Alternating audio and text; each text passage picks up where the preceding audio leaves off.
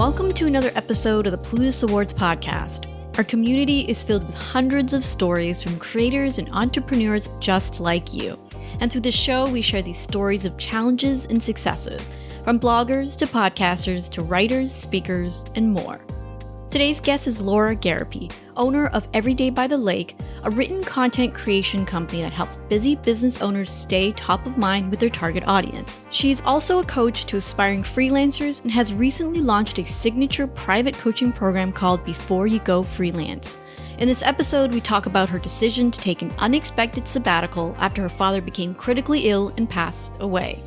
She shares how she made it work, whether she was scared her work will all dry up once she returned from her sabbatical, and why she decided to pivot part of her business during that time. Let's dive right into my conversation with Laura Gariepy. Laura, welcome to the show. I'm so excited to be able to chat with you today. Thanks so much for having me, Sarah. I'm really excited about it too. Talk me through the moment you found out that your father passed away. Like, what was your freelance writing schedule like? If I can back up, actually, I learned that he was seriously ill about 6 weeks before he died. I was working a full-time schedule. I had a solid book of clients, somewhere between 6 and 10 clients. When I realized that I had to go home because my family's in Massachusetts and I'm here in Florida, I basically told my clients, hey, I'm not going to be available indefinitely. I'm not sure when I can come back. I'm sorry. It wasn't an asking thing. It was a telling thing. And I'm grateful that I had money in the bank to do that and understanding clients that were more supportive than I ever could have imagined. But I essentially just went home and helped my family through that time. I actually went home twice. I went home for a week. It looked like things may be looking up. Then I came back to Florida and realized pretty quickly that I needed to go back home when, in fact, we learned that he was not going to recover. I was working full time when I got the news that he was critically ill and basically made the decision on a dime to prioritize my family. I am curious about the relationships that you have or had with your clients even before this incident happened. Was it a relationship where you felt like you could communicate with them well so that when you had to be like, well, I'm just not going to be available, that you felt really comfortable doing that? Oh, yeah. I'm extremely fortunate to have worked and to continue to work with great people. They have lives of their own. They understand. They can commiserate. They have other resources they can turn to kind of backfill what I would have contributed. I couldn't be more blessed for their understanding.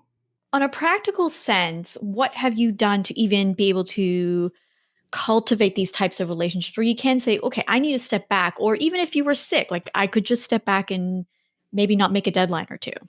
I think it's just being consistent and delivering things as you've said you would all along up until the point where you need to make that ask.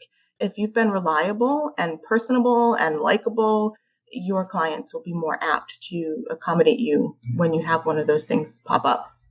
Yeah, that's a great point. It's just to be reliable. And so if you do need to step away, it's almost like this is not a regular occurrence, but obviously something like this is very important that I need to prioritize, which you should, right?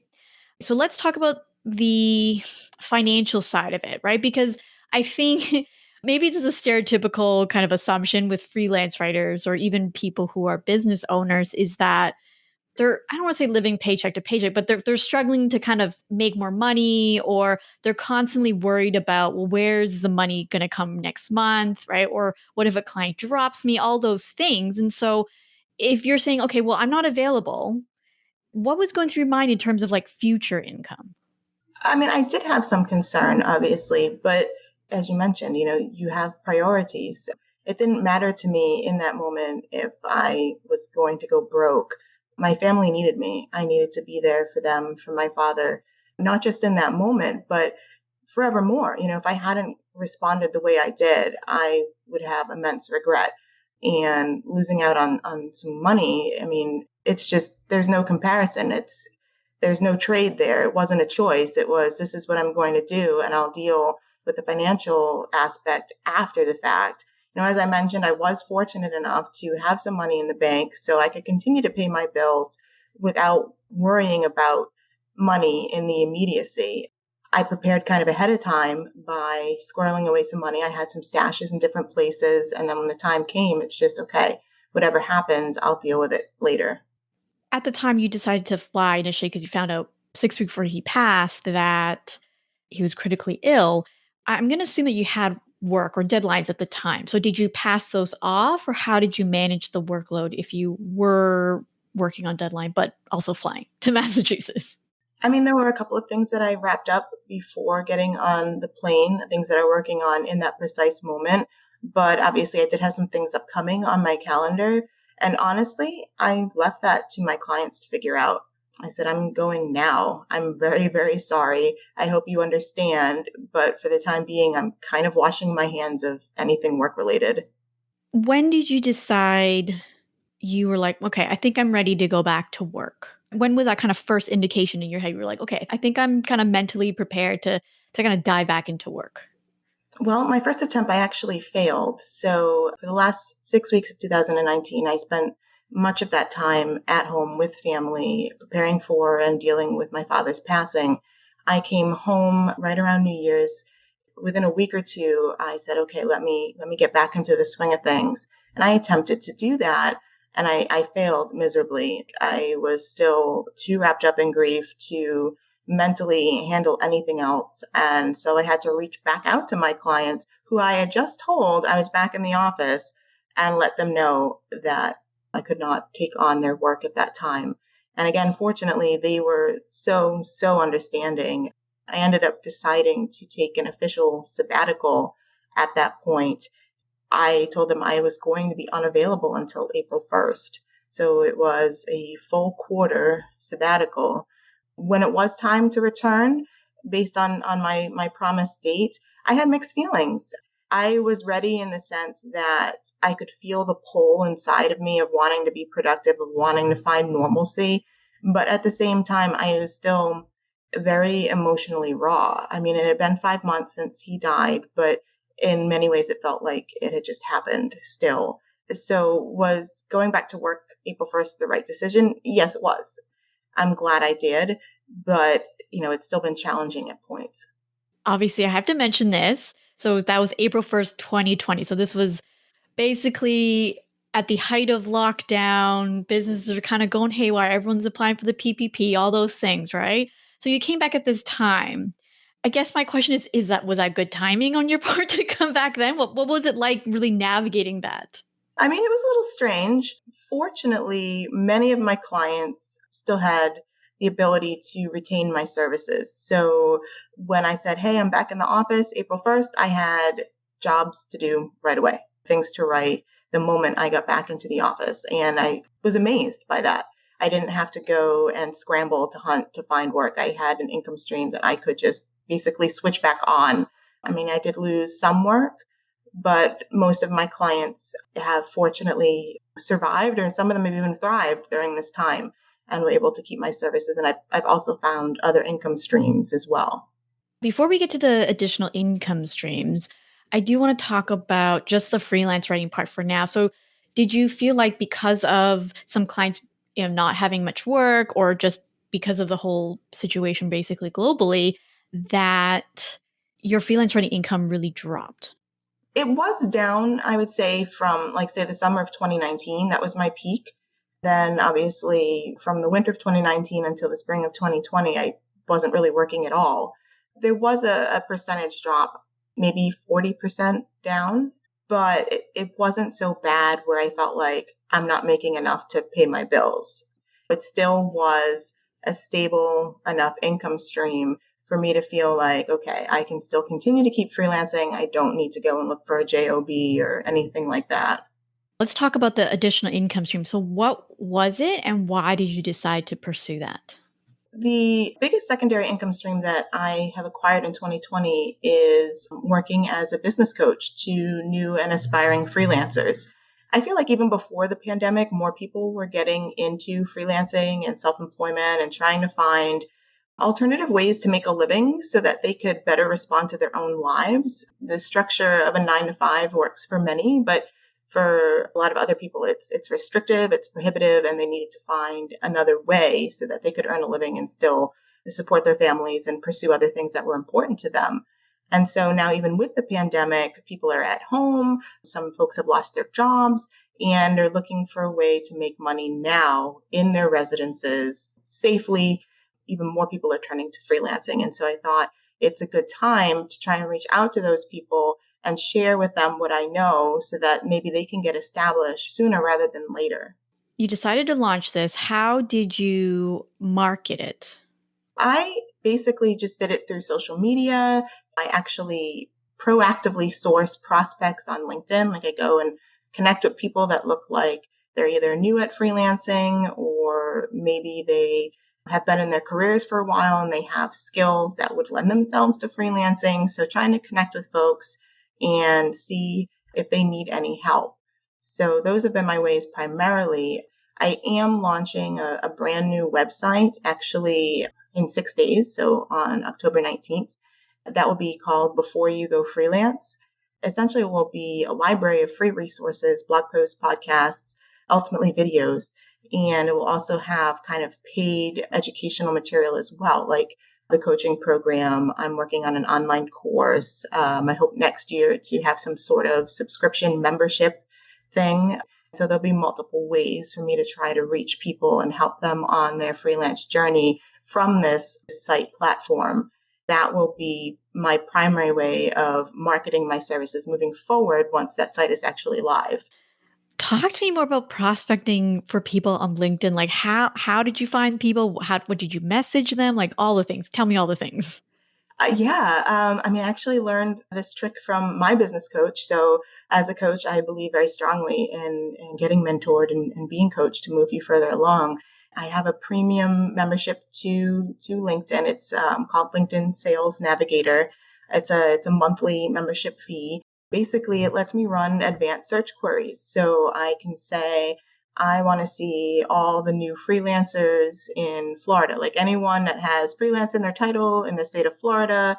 And, they've been doing it from 0 to 2 years. And then I get a search result. And I go through the list of search results and I send them connection requests. If they accept my connection request, I send them a note. It's like, hey, thanks for connecting. I see that you're a freelance writer, graphic designer, web developer, insert whatever. How's that going for you? And just trying to strike up a legitimate conversation. It's like I'm not going to go for the hard sell, first message. That's kind of gross. But I see what they say. If it's going great, then that's wonderful. And I wish them well and maybe try to see what's working for them because, I can always learn new things. And if it's not going well, or if they see that I'm a business coach and they ask for my advice, then we kind of start the dialogue from there. And I invite them to join my email list. If the conversation is going really well, I invite them to get on like a discovery call with me. And then, if things are going really, really well from there, I ask them if they want to become a coaching client. I've had varying levels of success at all of those different gateposts. It's been a great way to grow my email list. I have gotten on a lot of sales calls and I have picked up some coaching clients. Obviously, the funnel kind of narrows as you go down, but I think it's been an excellent way to attract prospects and grow my community. I'm only continuing to refine how I use that and get better at that strategy. I love that. It's just so simple. It's almost like going back to the basics. We're like, I'm going to reach out to someone that might want my services and I'm just going to talk to them. That's basically what you did, right? Yeah, that's what sales is. You talk to people, and if they have a need that you can fulfill, then I believe it's your obligation to tell them about what you do. And if it's right for them, that's amazing. You work with them. And if it's not, that's fine too. Maybe they know somebody. Maybe it'll be right for them 6 months from now. A lot of what I do is planting seeds, growing that community, nurturing relationships.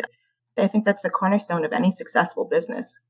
Do you feel like this pivot or adding this income stream would have happened if it wasn't for this sabbatical that you took? I think so, because probably for the better part of a year or, even before dad died, I was looking for other ways to diversify my income. I know that freelance writing is amazing and I love it and I plan to continue to do it indefinitely.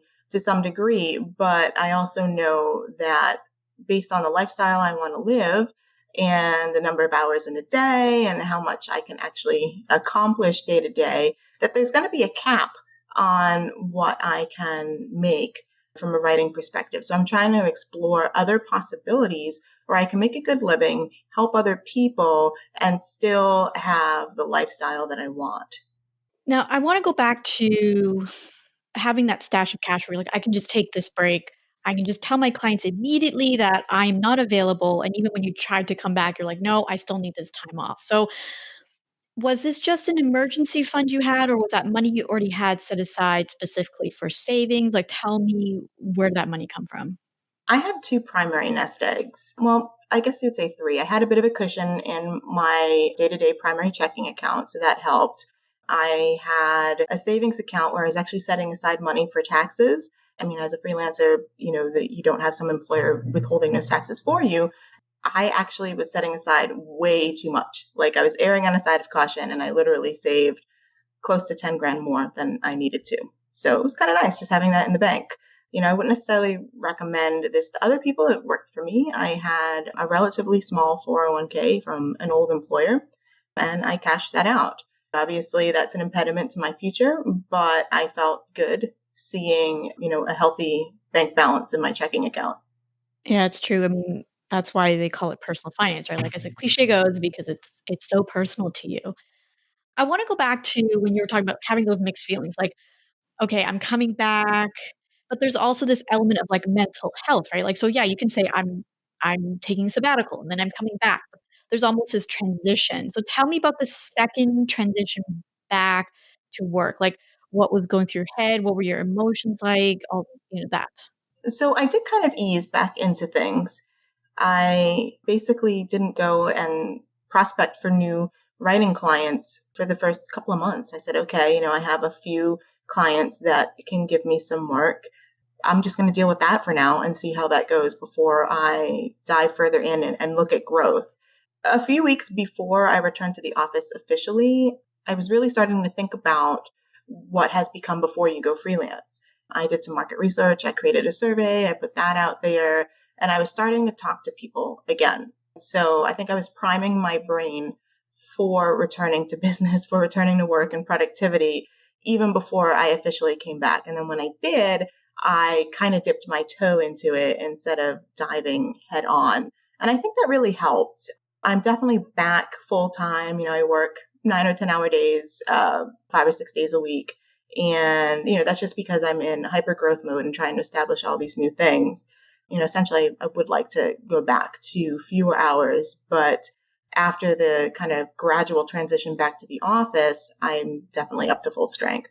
What would you say throughout this entire period, like this has been months, obviously, or almost a year, what would you say is the biggest lesson you've learned about yourself and your business as a whole? Don't wait. Seriously, there's urgency there. And I know it's cliche and people make fun of YOLO and all that stuff, but it's 100% true, at least to a degree. I mean, you don't need to be reckless, but you do need to be mindful that our most precious resource is finite, and that's time. My dad was only 61 when he died. He left a lot of dreams and aspirations on the table. When I'm on my deathbed, I want to look back and not have so many of those sitting there. Even if it's not the most financially prudent decision, even if people would look at me and think that I've kind of lost my mind, I'm going to do the things because I can right now and because I don't know if I'll be able to do them later.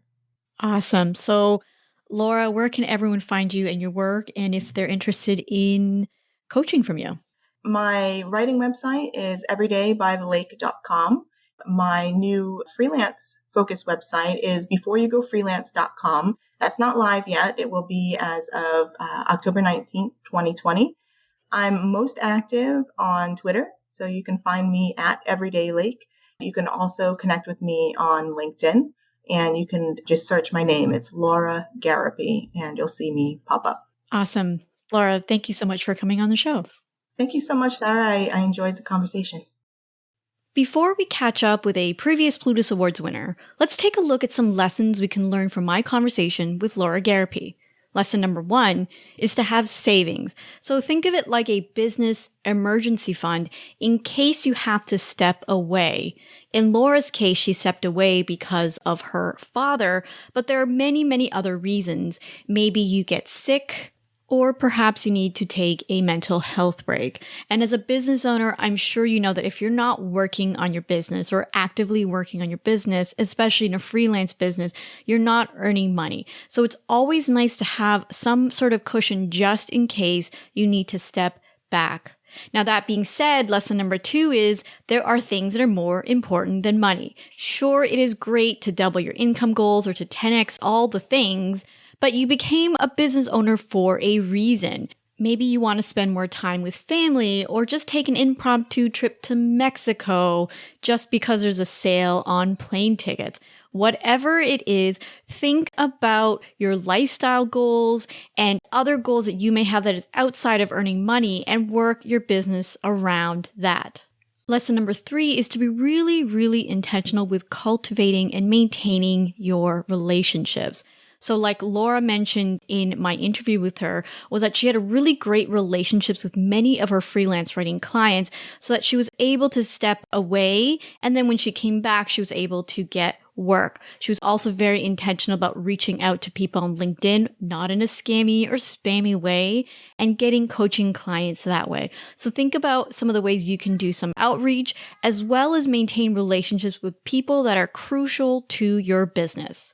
Hope you enjoyed today's episode. Now over to Harlan, founder and executive director of the Plutus Foundation. We recently checked up on some of our previous Plutus Awards winners to find out what's been happening since their win. They called in to keep us in the loop. Here's Elle Martinez. Hey, this is Elle Martinez, host and creator of Couple Money. I was so pleased and honored to win the Plutus Award for Best Family Finance Blog in 2016 and 2017. It's had a huge impact for sure. I, first of all, was shocked, not because I haven't been working hard on the podcast and the site, but because like everybody that's a part of the community, we're all focused on serving our audience, and there are so many dedicated people within that group. It's been a wonderful experience winning. Since then, I've written a book. I've partnered up with some fantastic companies, and I've been able to help my audience and community tackle marriage and money together. And Couple Money's just recently celebrated last year its 10th year, and it's still going strong. And now for 2020 and beyond, working on Couple Money, but also broadening beyond just personal finances with another project, Simplify and Enjoy. And I'm so grateful to have been a Plutus winner. I think it's been a fantastic opportunity. Most importantly, been able to help my audience and also just connect with the Plutus family and the community as well. It's all about serving others. So thank you so much for this. Take care. Thank you so much for listening to the Plutus Awards Podcast. If you're interested in collaborating with other financial bloggers, podcasters, influencers, and more to chat about your work and ask and answer questions, come join our Facebook community. Search for Plutus Community in the search bar or head to facebook.com/groups/Plutus Community. We hope to see you there and get a chance to support you and your amazing work.